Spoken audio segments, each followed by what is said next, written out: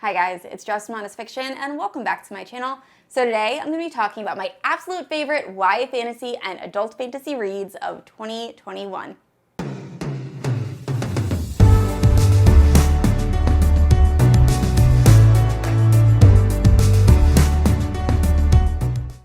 Alright guys, so this video is going to be me just gushing about all of my favorite adult fantasy and YA fantasy books that I read in 2021. Now, a lot of these books I have already talked about on my channel, so I will leave links down in the description for full book reviews and in the cards. And for this video, the format is I'm just going to give a very brief synopsis of every book and then why I absolutely loved it. So if you're unfamiliar with my channel, I post new videos every Thursday and Sunday. If you haven't yet, please like and subscribe. You can also hit the notification bell to be notified whenever I post new bookish content. You can also check out my Instagram. It is linked down in the description below. With all of that out of the way, let's talk about my favorite fantasy reads of 2021. I'm going to start off with YA fantasy. So first up, we have Gods and Monsters by Shelby Mahurin. This is the third book in the Serpent and Dove series, or trilogy. I loved Serpent and Dove. It is following Lou and Reed. Lou is a witch, Reed is a witch hunter, and by some comical circumstances, they end up being married together, and then they just kind of have to learn to deal with each other. Lou is very outspoken and boisterous, while Reed is very reserved and just doesn't love being the center of attention, so I love their relationship together. Now, the second book in the series, Blood and Honey, I despised, I hated it, I liked nothing about that book.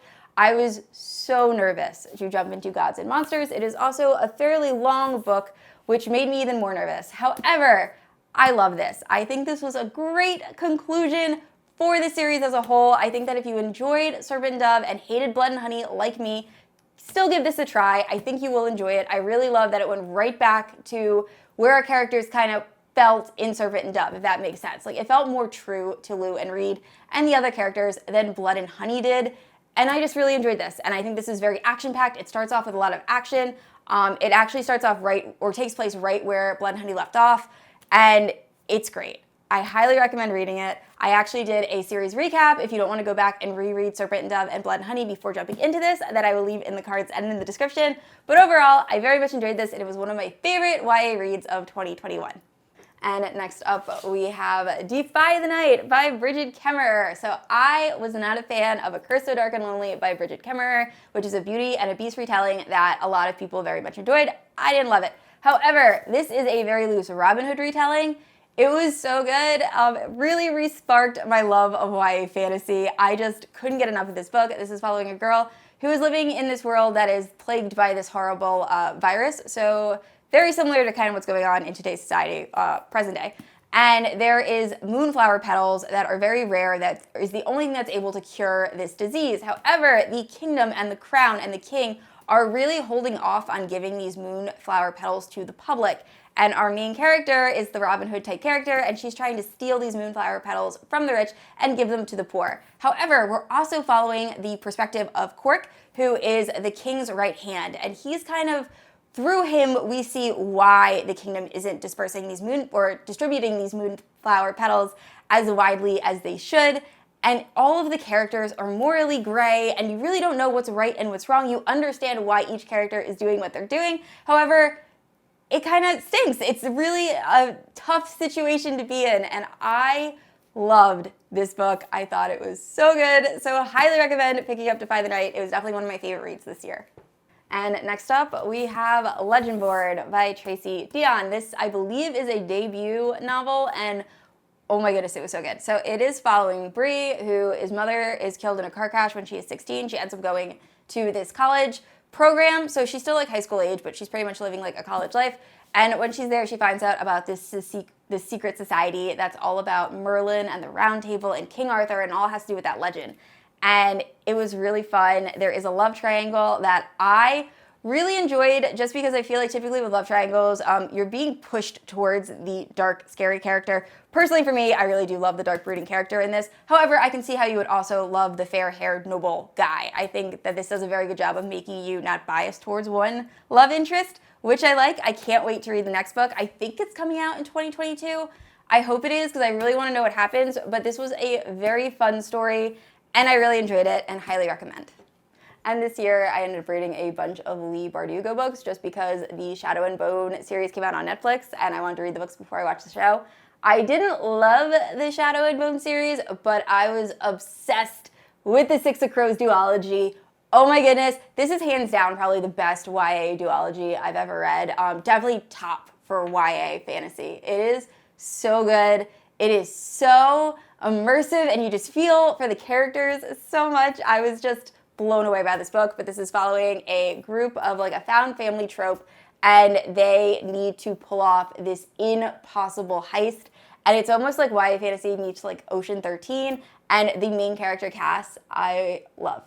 I'm just obsessed with. I love everything about him. I even love him in the Shadow and Bone show. He's just great. And Inej, all of the characters in this, Leigh Bardugo does such a good job of just making you root for and fall in love with. And I really can't pick between Six of Crows or Crooked Kingdom. I think both of them are phenomenal. Hands down, favorite YA fantasy I read in 2021. And last up for my top YA fantasy is The Prison Healer by Lynette Noni. I feel like I've talked about this book a few times in a few different videos, but this is following a girl, Kiva, who is sent to this prison known as Zalandov when she is very young, and no one ever escapes this prison. Luckily, she has healing abilities, and she's able to become like the prison medic, so she lasts a decent amount of time, and the entire time she's in this prison, she's getting notes from her family who's on the outside saying, "Be patient, we're coming to save you." And then one day, the rebel queen is captured and taken to Zalandov, and when Kiva looks in her pocket, there is a note from her family that says, "Keep her alive, we're coming for you." Now, Kiva is very concerned at this point because we find out that the rebel queen has been sent to do these elemental trials that no one has ever survived. So Kiva ends up taking the rebel queen's place and takes part in these trials. And it goes from there. I've compared this very much to Farah, Under the Mountain, trying to do trials. I really love a trial book where they have to like compete and like do stuff. I don't know. It's one of my favorite tropes. Very much enjoyed it in this. I really enjoyed this book. The second book, oh my god, I almost said The Crown of Gilded Bones. The second book has come out. I'll leave it on the screen. I own it. I haven't read it yet. I really want to. It's very high on my list. Like I said, I think in another video, January is going to be the month that I finish all of my series that I haven't completed yet. So I'm very excited to read the second book in this, but the first book blew me away. Very, very good. Highly recommend. And next up, we have Kingdom of the Cursed. Now, this book really should have gone in my fantasy romance top books of 2021. However, I was thinking Kingdom of the Wicked, which is YA fantasy. I believe this is actually new adult fantasy. There are some spicier scenes in this, but this is the second book. I think I also might have read Kingdom of the Wicked this year or the very end of last year, and that would have gone on this list as well. I really enjoyed it. It's following Amelia, who is a witch, that something terrible happens to her in the very beginning of the book, and she has to solve a crime, so she teams up with one of the seven princes of hell, who happen to be like the seven deadly sins, and it's Wrath, and her and Wrath have to work together even though they've been brought up to absolutely hate each other in order to solve what happened, and it's very good. So that's the first book. The second book, Kingdom of the Curse, takes place in hell, and our main character, Amelia, is trying to navigate the seven princes, still trying to solve the same thing she was trying to solve in the first book, and we're still dealing with her and Wrath's relationship, and I loved this. I thought this was so good. I think the author made a very smart choice switching from YA to NA. I think this reads better as NA. I think more people are going to read it because of the relationship and the slow burn and the spice. So highly recommend. I very much enjoyed this and Kingdom of the Wicked. All right, moving into adult fantasy. So this first book, I actually recorded a full review. I really enjoyed it. However, I hated the way the review sounded. I just didn't love it, and I couldn't fix it in editing. So I apologize for that, because a few of you asked me to do a review of this book, and I promised you guys I would, and then I never did. But that is Empire of the Vampire by Kristoff. So this book took me a very long time to read. First of all, when I ordered it, or when my husband got it for me, I had no idea it was this thick, and I wanted to read this in a week, and that did not happen. So this is following Gabriel, who is the last of the Silver Saints, who are these people that kill vampires.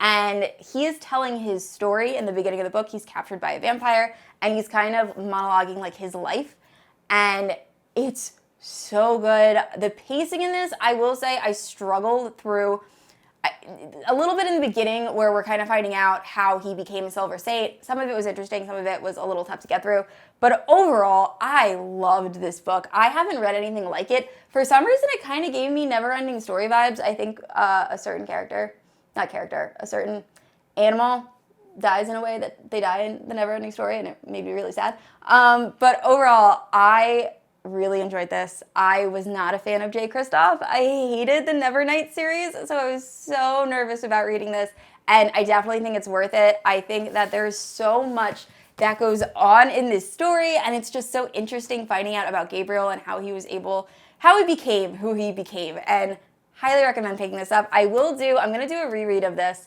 very soon. I think my husband also wants to read this, so we might do like an audio reread together because I want to listen to the audio version of this. I think it'd be really good. So definitely one of my top reads of 2021, and look forward to more content. I'm really sorry that review never came out. And the next book I have also talked about a lot on my channel. I just really enjoyed it, and I think it deserves more hype. That is For the Wolf by Kristen Hanna. So this is following two sisters. The first one born is for the throne. The second one born is for the wolf. And that means that this village is going to sacrifice this girl and give her to the wolf.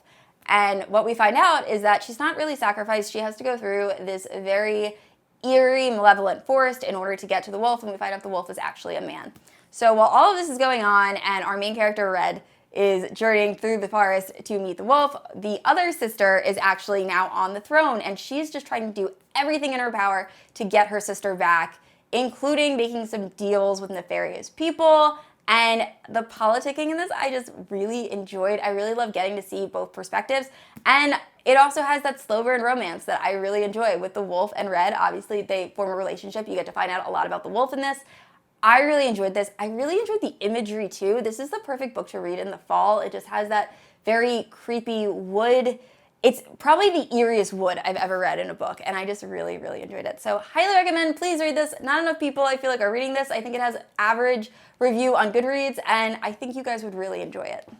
And next up is a multi-perspective story, and actually the sequel was just released, and that is The Bone Shard Daughter by Andrea Stewart. So this is, like I said, multi-perspective. It is following people in this kingdom that the kingdom revolves around bone shard magic. So you're able to carve onto a bone shard and give life to these like sentient beings.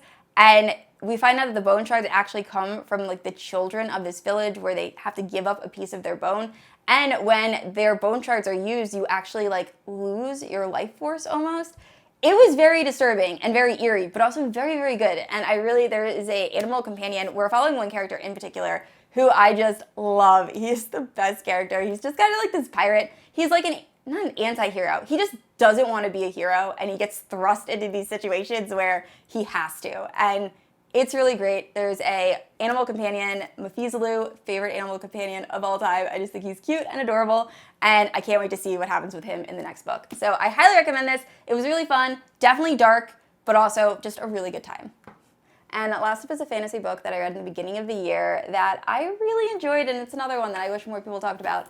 And that is Girl, Serpent, Thorn, and this is by Melissa Basherdoust. So this is a, I think, Persian-inspired fairy tale following Soraya, who is cursed when she is a baby that her touch is poisonous.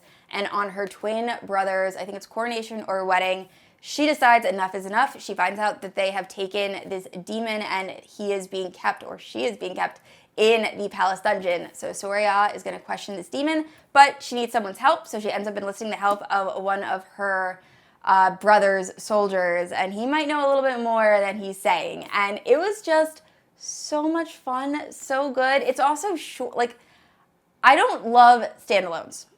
Overall, I'm just not a huge fan of standalones, and this is a standalone that felt so complete to me. Like, I didn't need more after I finished it. This was just such a good story, and it felt like a full, complete story. And I loved Soraya. I loved her relationships, and she was just a very interesting character to follow.